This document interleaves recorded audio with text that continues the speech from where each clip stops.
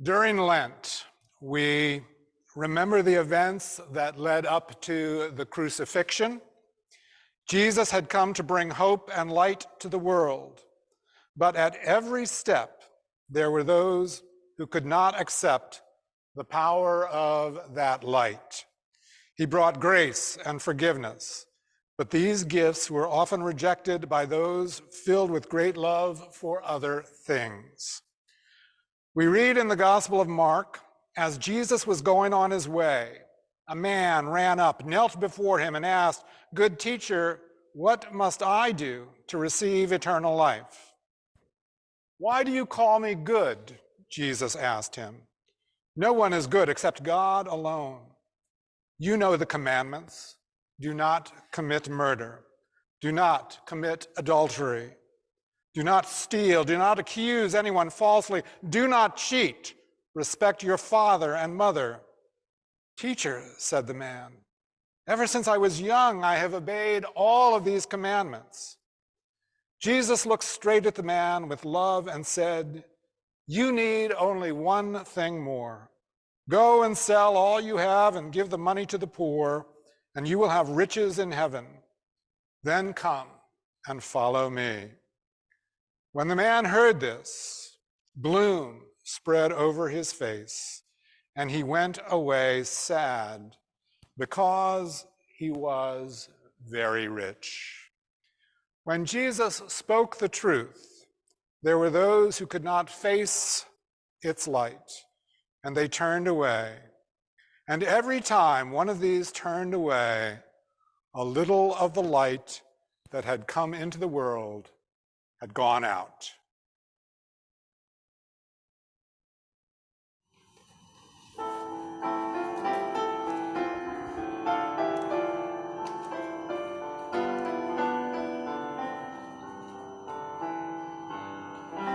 Change my heart, oh God,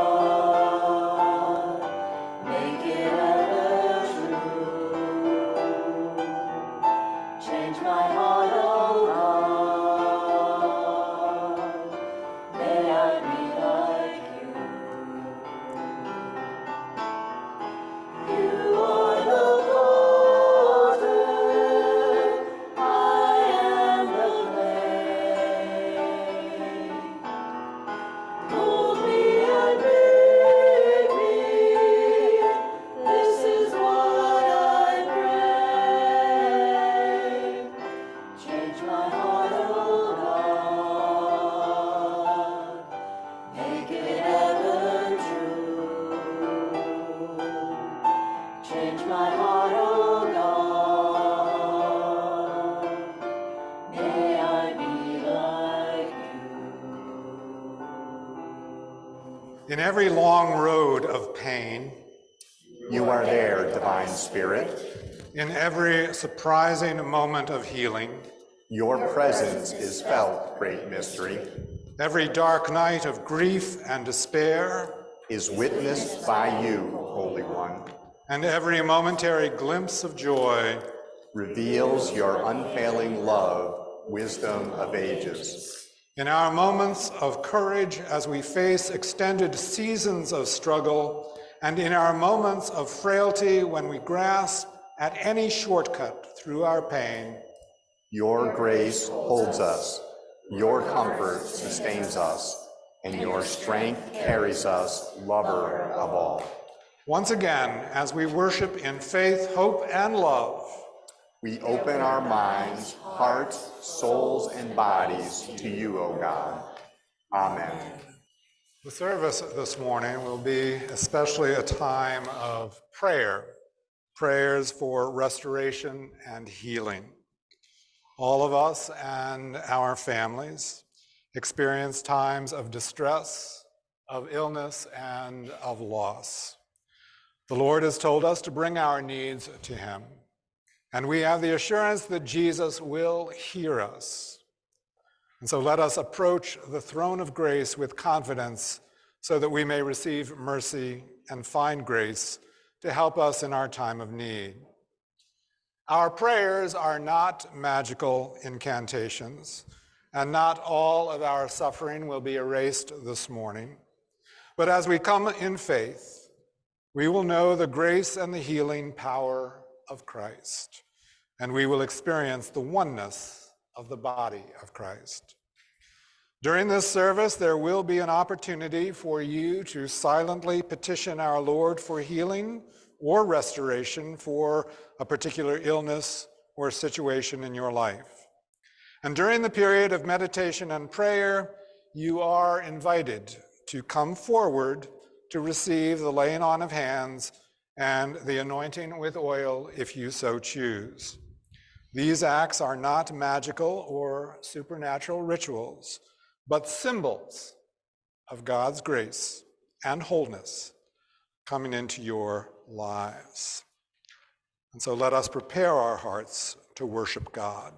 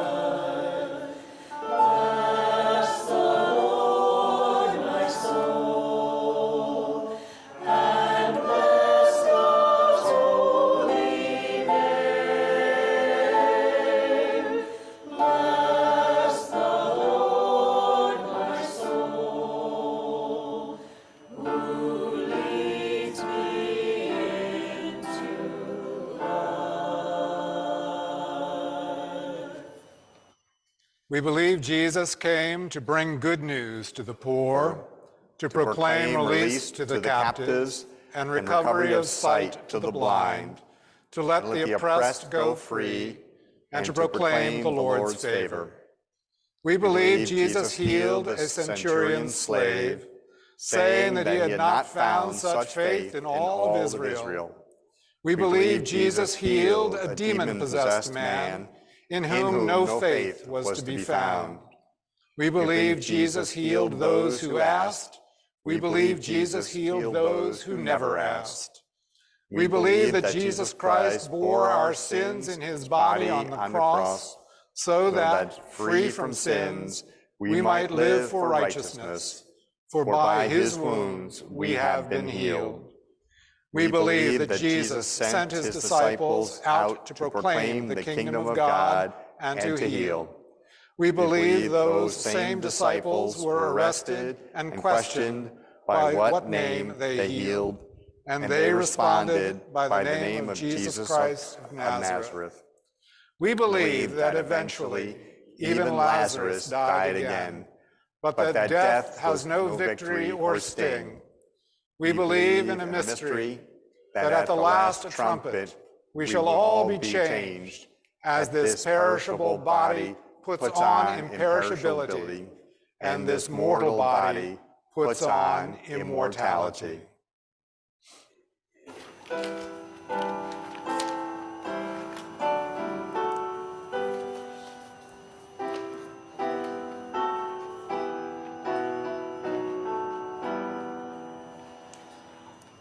Holy Spirit,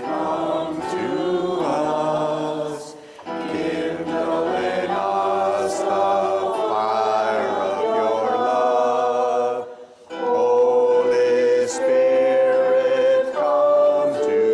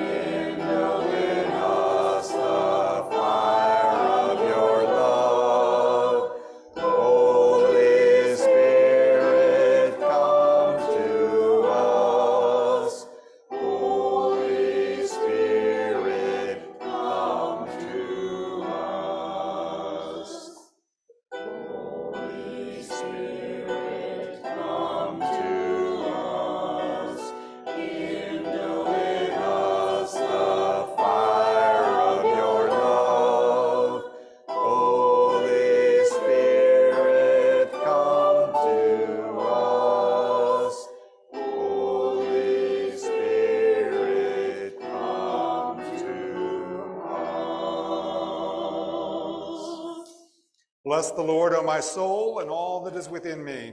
Bless God's holy name. Bless the Lord, O my soul, and do not forget all God's benefits, who forgives all your iniquity, who heals all your diseases, who redeems your life from the pit. In Christ Jesus, our sins are forgiven. Amen. Good morning. I bet you have all heard a little something about being hydrated before. Am I right? Yes, I have lots of hydration options here. This is my personal favorite, just some straight up water. I like it to be extra cold. You're sick, or you've been at a soccer game, you might have some Gatorade, right? To restore your electrolytes, get you feeling your best again. There's some other things that people choose. We've got some iced tea, some apple juice, some soda. They all provide different levels of thirst quenching, right? Some are definitely better options than others, but all are good choices. They'll do something for you, right? So but even if you drink these things, are you going to be thirsty again? Yeah, right? Like you're going to get thirsty again. It's not like you just have like this little thing of water and you're like, ah, I'm cured. I will never be thirsty again. Of course you will be, right? Well, one day, Jesus was walking through a town in Samaria. He was hot and he was tired, and he sat down next to a well to rest. A well is where they got water from. A woman came, and she was getting some water, and Jesus asked if she would give him a drink. Well, the woman was pretty surprised because people who were Jewish didn't speak with people who were from Samaria, called Samaritans. That just wasn't something that happened, so she was like, oh my goodness, he's talking to me. Jesus told her that he was going to give her living water. Well, she didn't understand what he was talking about. So she said, you don't even have anything to put water in. You know, he doesn't have like a bucket or a cup. Like, how is he going to get water from this well and make it living water? How can you even give me living water? Well, Jesus says, whoever drinks from the water of this well will be thirsty again, just like if you drink any of these things.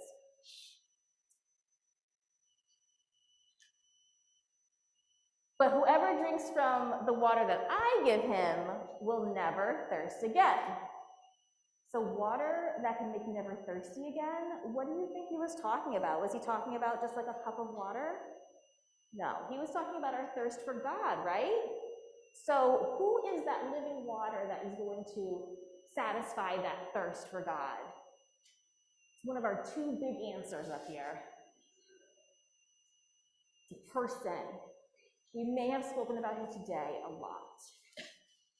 Yes, Jesus, excellent.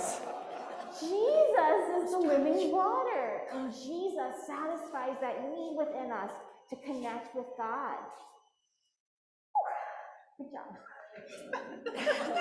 We are going to do two prayers today.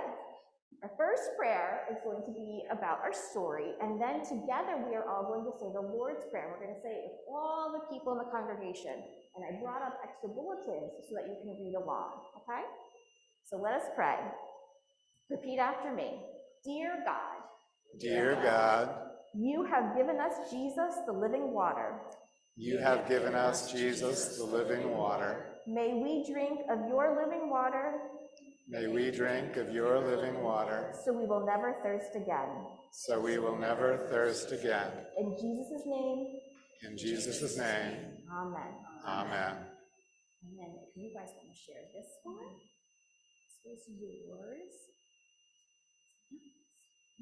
And together we're all going to read the Lord's Prayer right there at the top. Are you ready? Let us pray. Our Father, who art in heaven, hallowed be your name. Your kingdom come, your will be done, on earth as it is in heaven. Give us this day our daily bread, and forgive us our debts, as we forgive our debtors. And lead us not into temptation, but deliver us from evil. For yours is the kingdom, and the power, and the glory glory forever. Amen. Well done, everyone. Thank you so much for coming up.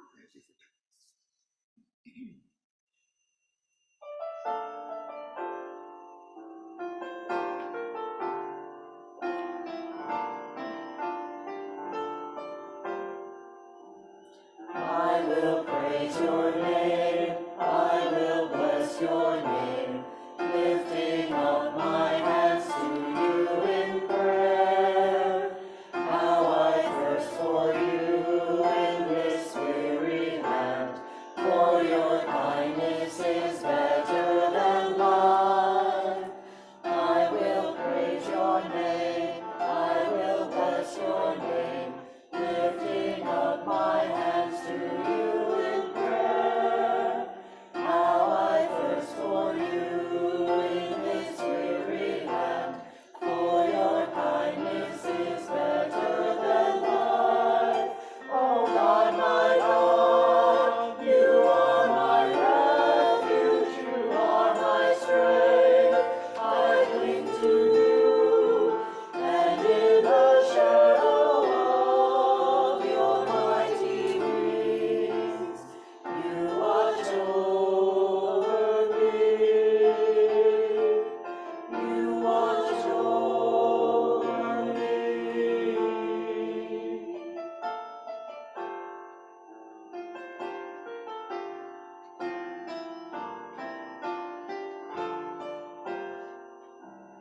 I will praise your name, I will bless your name, lifting up my hands to you in prayer.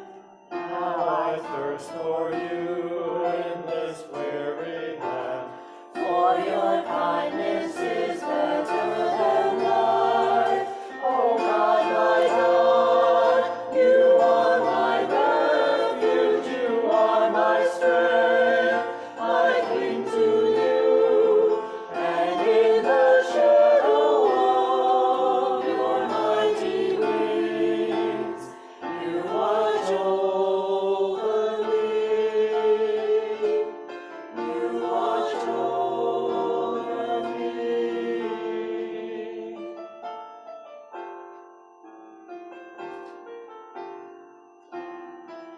You watch over me.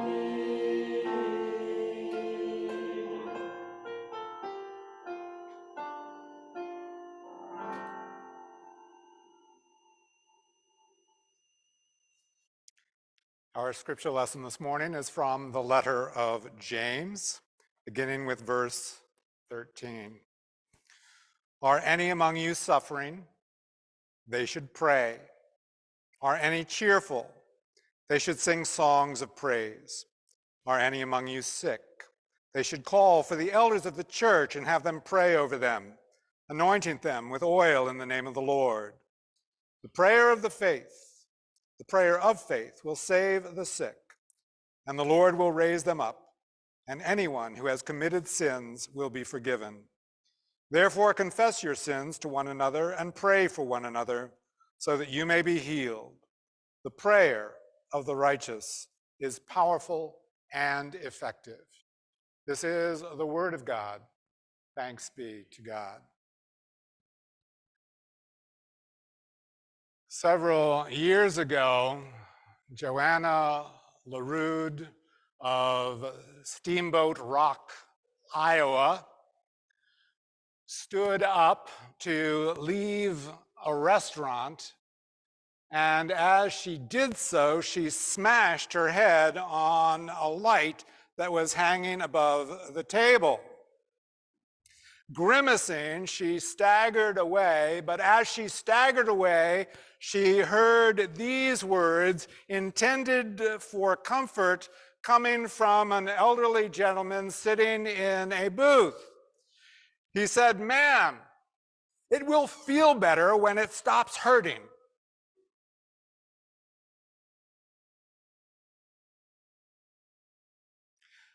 The laying on of hands was a common practice in the early church. Jesus laid hands on many people before he healed them. The Apostle Paul laid hands on a person and they were healed. And Jesus said that his disciples would place their hands on the sick and they would be well. And also, in addition, in biblical times, oil was used as a healing agent. But when used by the early Christians for anointing purposes, it was merely a symbolic reminder of God's healing purpose, God's healing purposes in our lives. The anointing oil itself did not heal. The oil itself did not heal. Healing takes place by the power of the Holy Spirit and only by the power of the Holy Spirit, of whom, by the way, Scripture tells us oil is a symbol. So we believe that neither the laying on of hands or the anointing of oil is crucial for healing to take place. For often in Scripture, healing takes place without either of these things. However, at times, the touch of a praying person, with or without the application of oil, are found to be an encouragement to healing, are found to be an encouragement to faith.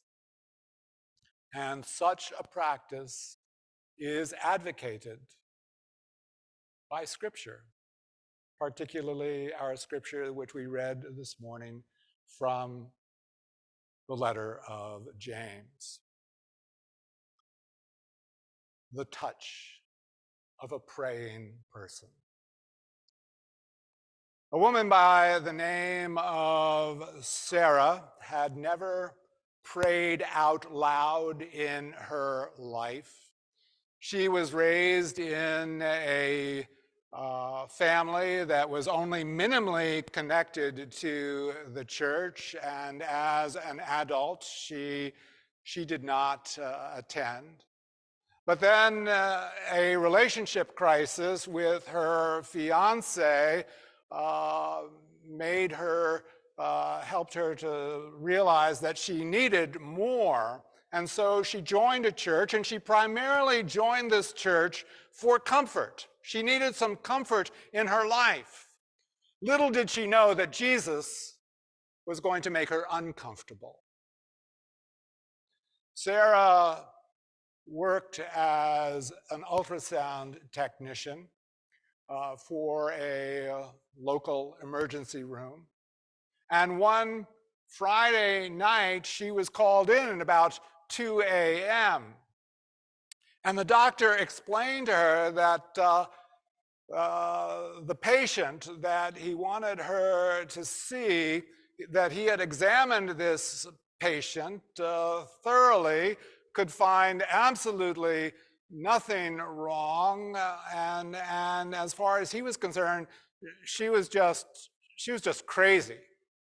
She was just crazy. But he felt that for legal reasons, they needed to have these tests done. And so she walked into the cubicle in the emergency room, and there she found this extremely anxious woman who could just barely sit still at all. Very, very agitated. She was in her 40s and really was just off the wall. And at one point she was lying on the floor. She could not get comfortable. She complained of this intense discomfort. And so as Sarah struggled to administer this ultrasound, this requisite test, the woman blurted out, "Do you believe in Jesus Christ?" Well, yes, she said, "I do." And the woman said, well, will you pray for me? Will you pray for me? I need to calm down. Sarah was absolutely dismayed. This kind of thing had never happened to her before she joined a church or started following Jesus. And now here she was in that emergency room. Here she was stuck. And she fumbled with the machine looking for a way out, trying to avoid the inevitable. She finally turned to the woman and said, well, I tell you what, why don't you pray? Why don't you get us started? No, it hurts too much, she said. You do it.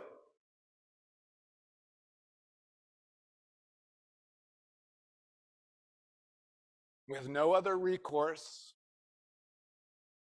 right there in the ER, Sarah stretched out her hand and she began to pray. She prayed that God would help this woman in her time of need. She prayed that God would give the doctors the wisdom to figure out what was wrong and how to fix it. And she prayed that God would lay God's hands on this woman and take away her pain. Amen. That was it. Short and sweet. But it was apparently what the great physician needed. The woman immediately calmed down, and Sarah was suddenly compelled by the Holy Spirit, I'm sure, to do one more test. And she did.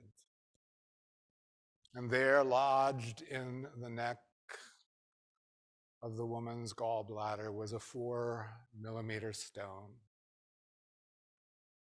She told the doctor, who had a little bit of trouble overcoming his disbelief, but who immediately ordered emergency surgery.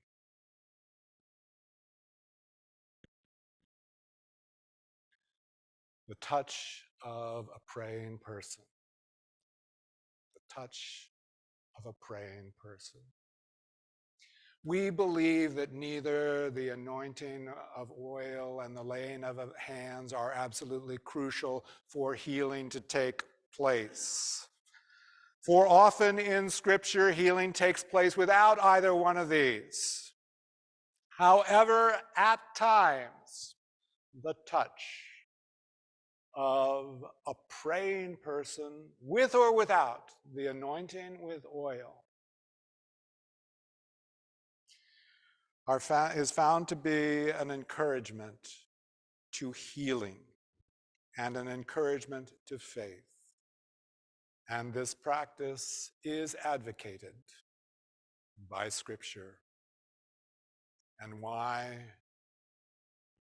we will have the laying on of hands and the anointing of oil this morning. Let us pray. Gracious God, we thank you for your word to us this day, and we thank you for your healing in our lives, be it emotional or physical or psychological. We thank you that you reach out and that you touch us and that you anoint us with your healing oil, and we pray that you will indeed do that again this morning. In your name we pray. Amen. And may the living Christ go with you, before you to show you the way, behind you to encourage you, beside you to befriend you, above you to watch over you, and within you to give you peace. Amen.